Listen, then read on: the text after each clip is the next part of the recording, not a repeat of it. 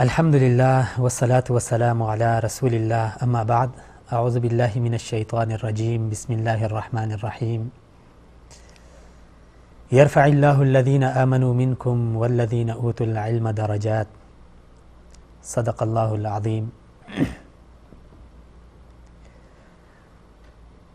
ناظرین محترم، ہر انسان کی یہ خواہش ہوتی ہے، ہر کسی کی یہ تمنا ہوتی ہے کہ اس دنیا میں اس کی عزت کی جائے، معاشرے میں اس کی عزت کی جائے، گھر میں اس کی عزت کی جائے، اور اگر وہ کہیں رہتا ہے تو اس علاقے میں اس کی عزت کی جائے، اسے عزت کی نگاہ سے دیکھا جائے، اس کا اکرام کیا جائے۔ اور اسی عزت کے حصول کے لیے ہم آج اپنے معاشرے میں دیکھتے ہیں لوگ مختلف حربے استعمال کرتے ہیں۔ کوئی کرکٹر بن کے خود کو معاشرے میں معزز دیکھنا چاہتا ہے، کوئی فلمی ایکٹر بن کے، اور کسی کا یہ ذہن ہوتا ہے کہ موسیقی کے ساتھ وابستہ ہو کر وہ عزت پا سکتا ہے۔ کوئی سیاست میں جاتا ہے، ہر کسی کا یہ خیال ہوتا ہے کہ جس فیلڈ میں میں جا رہا ہوں اس میں میری عزت ہوگی، میرا وقار ہوگا، میرا اکرام ہوگا، کیونکہ انسانی فطرت ہے کہ انسان عزت کا متلاشی ہے۔ انسان اگر بہت غریب بھی ہو جائے، فقر کے ساتھ اس کی زندگی گزر رہی ہو، اس کے باوجود بھی انسان اپنی اس غربت کے باوجود بھی عزت کا متلاشی ہوتا ہے۔ اسی لیے آج کل ہم دیکھتے ہیں اسی عزت کی خاطر لوگ ایک دوسرے کو قتل بھی کر رہے ہیں، ایک دوسرے کو جان سے مار رہے ہیں۔ یہ تو تھی انسانی فطرت کہ انسان کیا چاہتا ہے اور کس چیز کا متلاشی ہے۔ اور پھر میں نے یہ بھی واضح کر دیا کہ لوگ کن کن چیزوں میں اپنی عزت دیکھتے ہیں اور خیال کرتے ہیں کہ کن کن چیزوں میں ہماری عزت ہے۔ لیکن اکثر لوگ اس بات سے ناواقف ہیں کہ حقیقی عزت اس دنیا میں بھی اور کل قیامت والے دن بھی وہ کس چیز میں ہے، اکثر لوگ اس سے ناواقف ہیں۔ تو آج ہم دیکھتے ہیں اسلام کی تعلیمات کی طرف، رسول اکرم صلی اللہ علیہ وسلم کی تعلیمات کی طرف، کہ اسلام نے ہمیں کیا بتایا ہے، اسلام نے ہمیں کس چیز میں عزت تلاش کرنے کا کہا ہے۔ آیت کریمہ میں نے آپ کے سامنے تلاوت کی، ارشاد خداوندی ہے کہ اللہ رب العزت تم میں سے ان لوگوں کو بلند مرتبے عطا کرے گا، ان لوگوں کو عزت دے گا جو ایمان لائے اور جنہیں دین اسلام کا علم دیا گیا، رسول اکرم صلی اللہ علیہ وسلم کی تعلیمات کا علم دیا گیا، قرآنی تعلیمات سے اسے نوازا گیا۔ اللہ رب العزت ایسے لوگوں کو عزت دیتا ہے۔ یہ تو قرآن کی ایک اٹل حقیقی بات تھی کہ قرآن نے ہمیں بتایا کہ بھائی عزت تمہاری کس چیز میں ہے، جس چیز میں تم عزت تلاش کر رہے ہو اور جن چیزوں کے پیچھے تم پڑے ہو کہ اس میں ہماری عزت ہوگی، حقیقی عزت اس میں نہیں ہے۔ بلکہ اگر بلندی چاہتے ہو، معاشرے میں اکرام اور وقار چاہتے ہو، تو اپنے آپ کو دینی تعلیمات سے وابستہ کر لو، دینی تعلیمات کے حصول کے لیے خود بھی کوشش کرو اور اپنے اہل و عیال بھی اس پہ لگاؤ، انہیں بھی ترغیب دو، جو تمہارے ماتحت لوگ ہیں انہیں بھی اس کی طرف بلاؤ، پکارو، کوشش کرو۔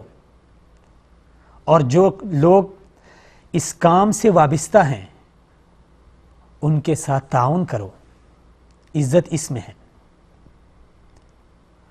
میں نے پہلے معاشرے کی عکاسی کی کہ معاشرہ عزت کن چیزوں میں ڈھونڈ رہا ہے، پھر میں نے قرآن کی ایک اٹل حقیقت آپ کے سامنے رکھ دی کہ قرآن نے عزت کس چیز میں رکھی ہے۔ اب مجھے بہت ہی افسوس کے ساتھ کہنا پڑتا ہے کہ آج ہمارے معاشرے کی ایسی ذہن سازی ہوئی ہے، معاشرے کا دماغ ایسا مفلوج ہو گیا ہے کہ انہیں اپنی حقیقی عزت اور حقیقی اکرام اللہ نے جس چیز میں رکھا ہے، معاشرے نے اس کو پس پشت ڈال کر غیروں کی اتباع شروع کر دی ہے۔ غیروں کے پیچھے چل کے معاشرہ عزت کا متلاشی ہے۔ ہم اگر اپنی تاریخ کو دیکھیں، اپنے اسلاف کو دیکھیں، اپنے بڑوں کو دیکھیں کیسے تھے، اور پھر جب دین میں آئے، اس علم اور تعلیم کے ساتھ وابستہ ہوئے، قرآن و سنت کے ساتھ وابستہ ہوئے، تو اللہ رب العزت نے ان کو کس مقام سے نوازا کہ آج بھی اگر ان کا کوئی نام لیتا ہے تو رضی اللہ عنہ، رحمہ اللہ، حفظہ اللہ، ایسی خوبصورت خوبصورت دعائیں انہیں ملتی ہے۔ کیوں ملتی ہے؟ آخر وجہ کیا ہے؟ کیونکہ انہوں نے جس چیز میں اللہ رب العزت نے حقیقی عزت رکھی تھی اس چیز کو اپنایا، اللہ نے انہیں عزت دے دی۔ حضرت بلال حبشی، حبشہ کے ایک غلام جو میلوں میں، بازاروں میں بکتے بکاتے جب اسلام کی آغوش میں آتے ہیں، وہی غلام جسے کل تک کوئی سلام کرنا بھی گوارا نہیں کر رہا تھا، آج 1400 سال گزر گئے، اس بلال کے نام کے ساتھ لوگ بڑی عقیدت اور احترام کے ساتھ رضی اللہ تعالی عنہ لگاتے ہیں۔ اسے یہ دعا ملتی ہے اور ملتی رہے گی۔ وہی بلال جو شکل و صورت میں خوبصورت نہیں ہیں، جو مال و دولت کے لحاظ سے اتنے اچھے نہیں ہیں، جو حسب و نسب کے لحاظ سے غلام ہیں، لیکن جب اسلام کے آغوش میں آتے ہیں، وہی بلال چلتے زمین پر ہیں اور ان کی قدموں کی آہٹ ساتویں آسمان پر سنائی دیتی ہے۔ ناظرین، صرف یہ ایک مثال نہیں ہے ہمارے پاس، ہماری تاریخ بھری پڑی ہے، ہمارے اسلاف کے کردار، ہمارے اسلاف کے زندگی اور ان کا چال چلن، معاشرے میں ان کی عزت، ایسی عزت کہ وقت کے بادشاہ، وقت کے خلیفہ بھی اٹھ کے ان کے استقبال کے لیے آ جاتے تھے۔ مجھے ابھی ذہن میں ایک واقعہ یاد آیا، حضرت عطا ابن ابی رباح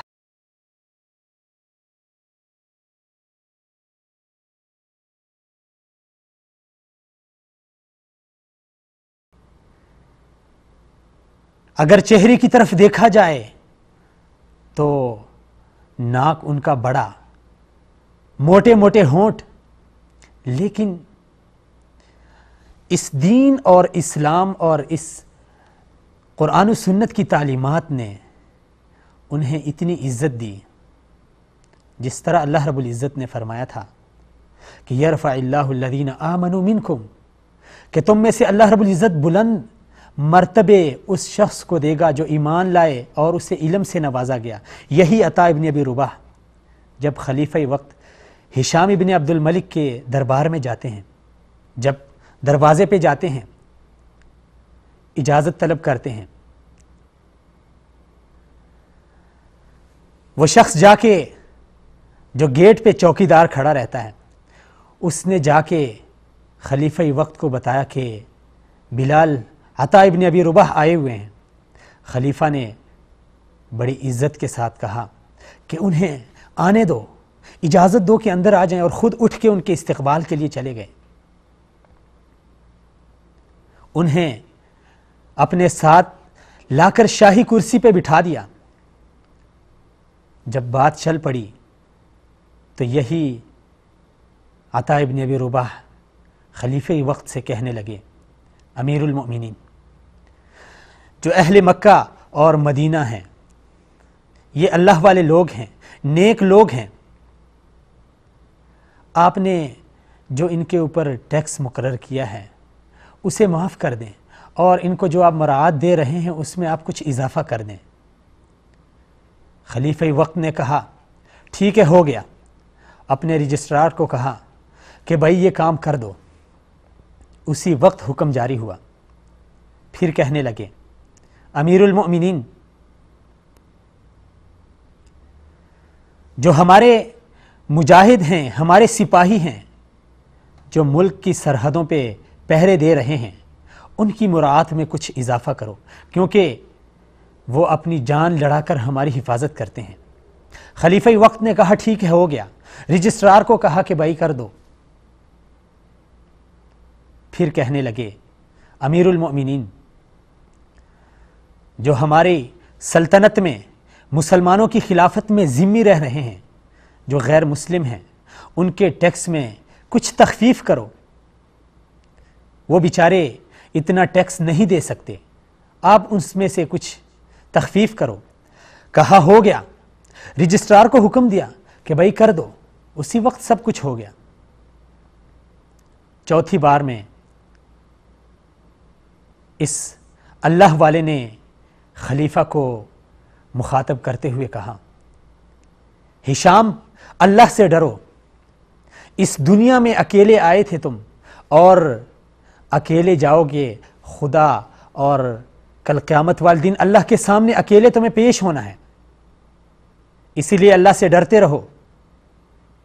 یہ بادشاہت تمہارے کسی کام نہیں آئے گی، قبر میں تنہا جاؤ گے، حشر میں تنہا اٹھو گے، رب کے سامنے تنہا پیش ہوگے۔ یہ بات کہہ کر چلے گئے۔ ناظرین، میں نے یہ واقعہ سنایا، اس میں آپ نے مشاہدہ کیا ہوگا کہ حضرت عطا ابن ابی رباح نے 3 بار خلیفہ وقت کو امیر المؤمنین کہا، لیکن جب چوتھی بار انہیں نصیحت کرنا مطلوب تھی تو کہا، ہشام، اللہ سے ڈرو۔ بلا کسی خوف و خطر کے خلیفہ کو مخاطب کر کے کہا، ہشام، اللہ سے ڈرو۔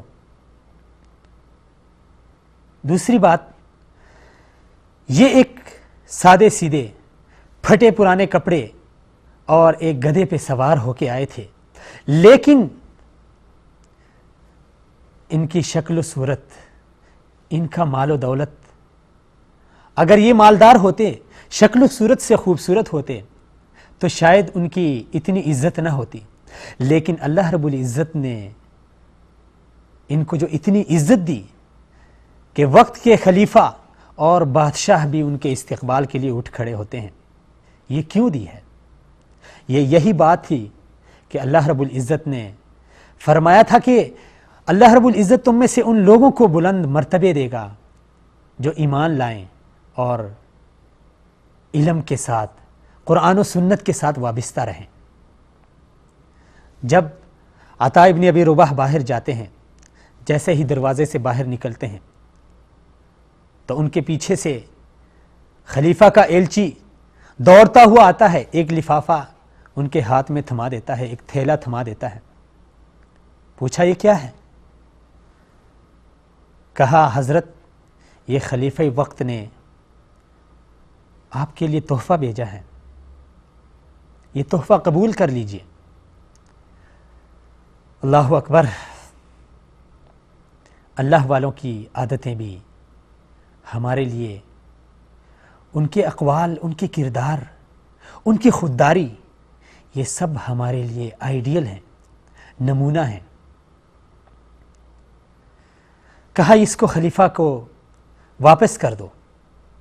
وما اسألکم علیہ من اجر ان اجر الا علی اللہ۔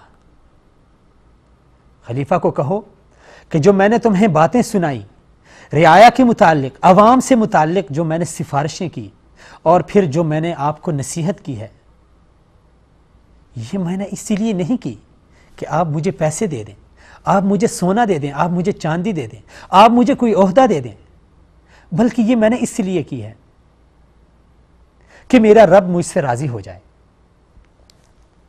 ناظرین، عزت اگر چاہیے تو خدا را قرآن و سنت اور اس کی تعلیمات کے ساتھ خود کو وابستہ کریں۔ واللہ عزت اسی میں ہے۔ اگر کسی اور چیز میں ہم عزت کو ڈھونڈتے رہیں گے تو خدا کی قسم ذلیل ہو جائیں گے۔ عزت کے تلاش میں اگر ہیں تو جس چیز میں اللہ رب العزت نے عزت رکھی ہے اس چیز کو اپنائیں۔ رسول اکرم صلی اللہ علیہ وسلم کا ارشاد ہے، ان اللہ یرفع بہذا الکتاب اقواما ویضع بہ آخرین، کہ اس قرآن کے ساتھ اللہ رب العزت قوموں کو بلندیاں عطا کرتا ہے، اور اگر قومیں اس کتاب کو پس پشت ڈال دیں تو پھر انہیں ذلیل بھی کرتا ہے۔ یہ اللہ کا دستور ہے، اللہ کا قانون ہے۔ آج بڑے افسوس کے ساتھ کہنا پڑتا ہے، واللہ دل دکھتا ہے جب بعض لوگوں کی باتیں سننے میں آتی ہے۔ ایسے لوگوں کو بہت حقیر اور حقارت کی نظر سے دیکھا جاتا ہے۔ معاشرے میں ان کی نہ قدر، نہ انہیں کوئی سلام اور نہ کوئی ان کے ساتھ ملنا چاہتا ہے اور نہ گوارا کرتا ہے۔ ایسے لوگ جن کی صبح بھی قرآنی تعلیمات میں گزرتی ہے اور شام بھی، جن کا دن بھی، جن کی رات بھی،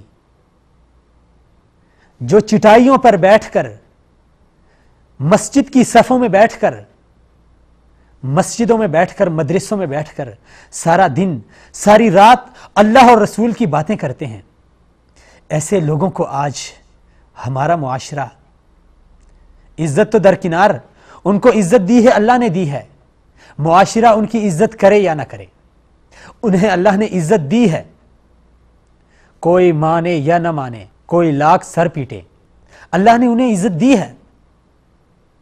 بولنے والے بولتے رہیں، لیکن دکھ اس بات پہ ہوتا ہے کہ ایسے لوگ جن کے قدموں کے نیچے فرشتے اپنے پر بچھاتے ہیں، ایسے لوگ